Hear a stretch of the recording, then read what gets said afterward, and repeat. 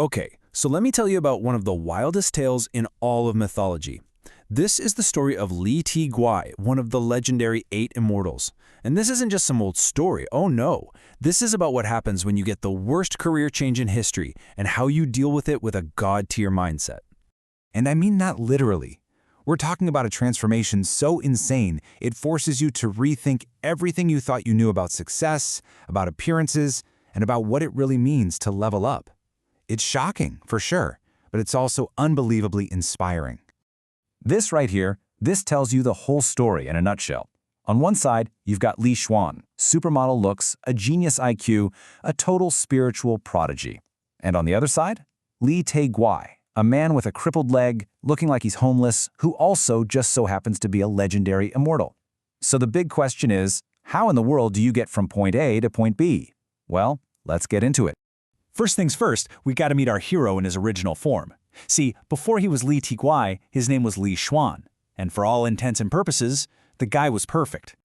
So get this, Li Xuan wasn't just some good-looking dude. He was a certified genius who had already given up on fame and fortune to go live in a cave and study the Tao. I'm talking about a guy so handsome, the old texts say spirits would literally pause just to check him out. But his only goal, spiritual cultivation with the master of masters, the great sage Lao Tzu. He had it all.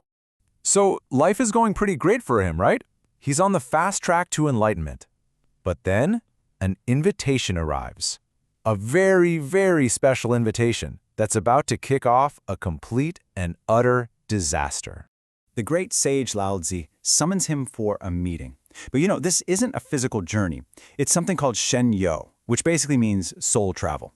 Think of it like a divine Zoom call for master cultivators. Your soul travels to the meeting in the heavens, but your physical body, your hardware, has to stay put on Earth. And well, that's where the problem starts.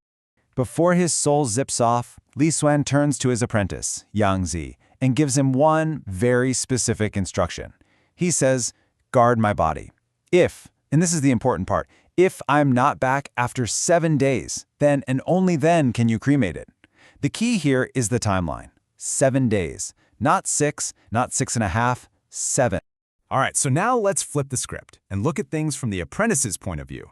Because poor Yang Zi is about to find himself in an impossible situation. And this is a classic case of how good intentions can lead to just total catastrophe. For 5 whole days, Yang Zi is the perfect student. He's guarding the body, keeping it safe, doing everything right. He is so close. But on the evening of the 6th day, a messenger rushes in with horrible news. Yang Zi's mother is dying, and she's asking for him. Now just stop and think about that for a second. Put yourself in his shoes. Your master's orders are to wait 1 more day, but your mom is on her deathbed. What do? It's a completely gut-wrenching, no-win situation. So Yang Zi panics. He starts trying to rationalize it. You know, he's thinking, my master has been gone for 6 days. He must have already succeeded. He must be a god by now. He won't need this old body anymore. And with that terrible, tragic leap of logic, he cremates his master's perfect body, just 1 day too soon.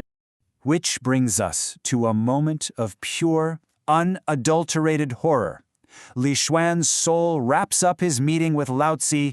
He's ready to come home, complete his final transformation, but he's about to experience the spiritual version of a fatal system error. I mean, can you even imagine the shock? His soul flies back to the cave, all ready to log back into his body, and all he finds is a pile of warm ashes.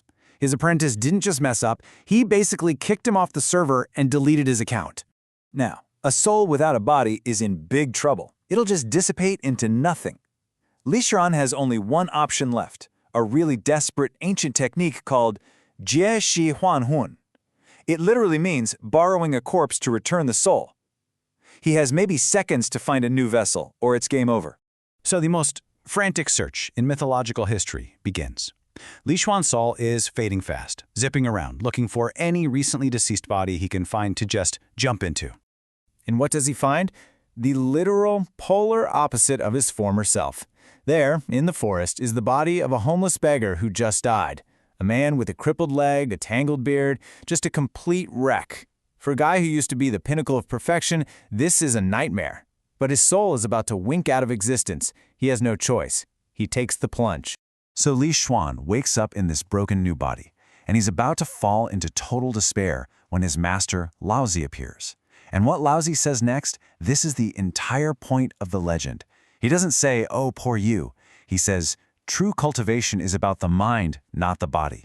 He tells him that accepting this tragedy, this new body, that is the final test to becoming a true immortal.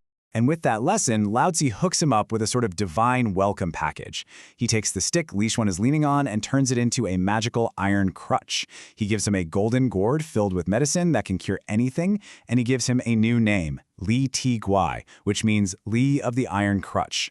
He lost the perfect body, but he found his real identity. So what do you do when you're a brand new god who just went through all of that? Well, this is where the story pivots from a personal tragedy into a powerful lesson for all of us. Lai Tieguai's first act as an immortal is just incredible. He finds Yang Zi, the guy who ruined his life. But instead of getting revenge, he finds him weeping because his mother has just died. So what does Lai Tieguai do? He takes a pill from his new gourd and brings the woman back to life. And then he forgives him, saying, "If you hadn't burned my body, I might have been trapped by my own vanity forever. You actually helped me." Now that is enlightenment. And it's because of acts like that he becomes this beloved god of medicine and healing. People pray to him for health, sure, but they also pray to him for the strength to overcome massive setbacks. He's this amazing symbol that your circumstances do not have to define you. You know, for a story that's thousands of years old, it feels like it was written for today. We live in an age of so much anxiety about appearances, and Li Tieguai's story is the perfect antidote. He had to literally lose his perfect looks to find his true power. It reminds us that your mindset is everything. And in the end, people don't remember him for his crippled leg. They remember him for his power to heal. It's what you do that matters. Li Tieguai went on to lead the 8 immortals, and he's often seen as the wisest of the bunch. His journey is the ultimate proof of this one simple idea. Physical appearance is temporary, but the strength of your spirit, that's forever. And that really just leaves us with one final thing to think about. Li Tieguai had to lose his perfect physical body to find real freedom. So the question for us is, what perfect body, whether it's a job, a reputation, an idea of who we're supposed to be, is holding our soul back from what it could truly become?